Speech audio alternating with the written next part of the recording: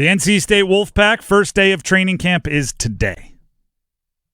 Knocking the cobwebs off, getting the first day jitters out and playing football, or at least practicing football. About a month until their first game. What is their training camp about is a very simple question. Like, what about their training camp do I think is still kind of up in the air, or am I still worried about?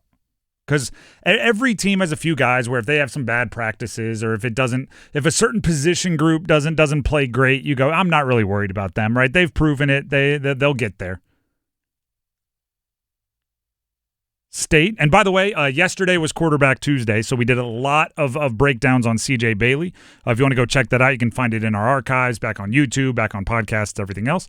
So today we'll focus obviously on everything but quarterback. The offense to me for NC State is pretty much set.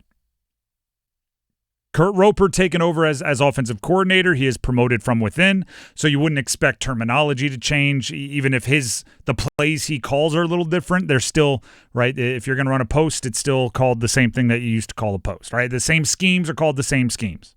Maybe one or two position battles on the offensive line. Maybe you have to decide the rotation at running back. Hollywood Smothers appears entrenched. Duke Scott is somebody that Dave Doeren highlighted to us at ACC kickoff as somebody that is Jaden Duke Scott, nicknamed Duke. Maybe a player that could have a larger role than we're expecting. So you got to figure that out. But you're fine with that kind of stuff, right? As you bought the house, you decorated it. You just got to decide the curtains, right? We got small decisions to make. The defense, on the other hand, is a mystery. DJ Elliott, their new defensive coordinator, comes in, and this is part of the gift and the curse of having Tony Gibson as your coordinator for so long. Tony Gibson played that very distinct 3-3-5 system, right? That is a 3-3-5 defense that is not played very often, and you had a lot of success with it. At times. There are some State fans who were not big fans of it. I think you're about to hear some of the reasons why. One, the 3-3-5 is difficult to prepare for other teams because they don't see it very often. Their scout team is figuring it out on Tuesday and have to give you a fastball look on Wednesday. It's a weird curveball. Elliott comes in with a more traditional scheme, although still kind of base alignment 3 down, but it's a 3-4 alignment where you have 3 traditional linemen, 3 traditional linebackers, and then 1 tweener, kind of like an edge rusher / coverage linebacker. And then obviously the secondary kind of lines up more traditionally. That is inherently you need different skill sets at certain positions, right? You might not have the true gigantic nose tackle if you're playing in some hybrid 4-down fronts, because now you're getting more on a shade, you're getting out on the guard. We don't have to get into the nonsense of it, or coaches would say the sense of it, but it's different.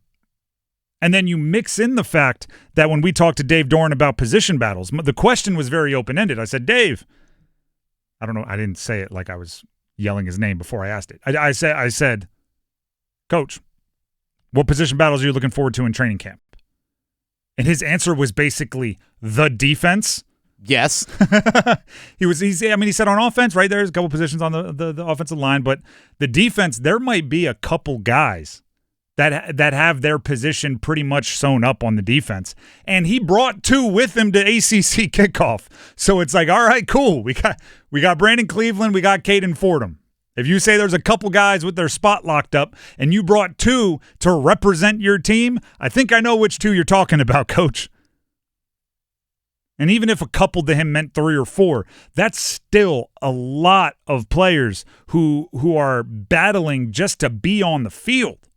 And then once you decide who's the starter, who's getting most of the reps, you decide who's that next guy getting into the rotation, right? Do you have who's your nickel? Do you have a pass rush specialist getting in there on 3rd downs? Do you have those sorts of things? So the defense, to me, it's not only, us judging quality, which is what it's been for a long time, right? When you have the same guy running the same scheme on defense, it's, hey, Peyton Wilson left. Do you have a linebacker to fill that role? Do you have somebody who is at least 80% of Peyton Wilson that can cover up some of the things that he covered up? right? When you lose a player or when you graduate a class that lost their eligibility, the questions are more quality-based. Do you have guys that are good enough to step up into those roles? This year, it's not just that. It's what is your role? It's how many guys do you trust? It's is the scheme custom to these players, or are you going to have a bunch of square pegs trying to fit into round holes for the first year or two until you can turn over and get DJ Elliott's guys handpicked into the defense? And then once all of that happens, then you hit the quality questions. Now that you know the roles, now that you have the depth chart, now that you have figured out which guys are going to be playing in or out of position, now are they good enough? Now are they good enough to lock up some of the best offenses in the ACC? And then once you answer that question, you go find Kurt Roper in your offense, and you let them know whether they need to be prepared to score 35 or 25 this year. What are we looking at? Well, I think that's the big thing you have to wonder with the new defensive system and so many position battles. You have no game reps to actually prepare. It's one thing if you had a preseason game or a joint practice where you can watch tape and be like, all right, guys, we need to adjust this and do these kinds of things. You have to figure it out on the fly. You literally might be at the end of the first quarter and just go, all right, guys, scrap everything that we just planned during this whole week because it's not working. We need to learn it. We got to learn something different on the fly. It's games 1, 2, and 3 of the regular season are going to look so much different than 4, 5, and 6.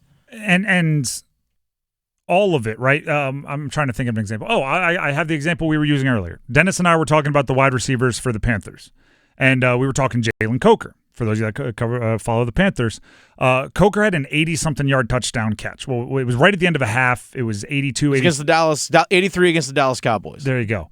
It's a blown coverage, okay? Jalen Coker, the knock on him coming out of the draft was he just didn't have the top-end speed. I don't think that guy is going to have a bunch of 80-plus yard touchdown catches in his career, right? He's not Deshaun Jackson. Now, in a game, you take that, right? In a game, 80-yard touchdown catch, I don't care if the defense had 9 guys all rushing the quarterback from the left side. They were so not on the right page, right? Like whatever they want to mess up, you accept. But in a practice, if the defense isn't on the same page, if a guy's playing a new position so he does something wrong, if they're confused on the calls because they're changing the system, the scheme, and the offense has a great day, that's not helping anybody.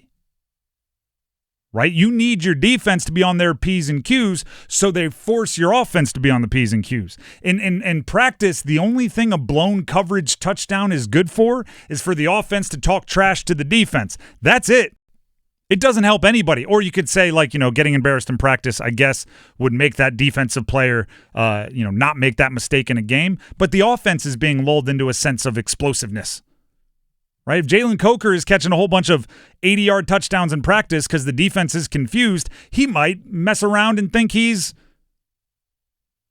Tyreek Hill. He's like, I catch all these 80-yard touchdowns in practice, gets in the game when there's not blown coverages. He's like, you know what? I get caught from behind a lot when the guys are within 20 yards of me when I catch the ball.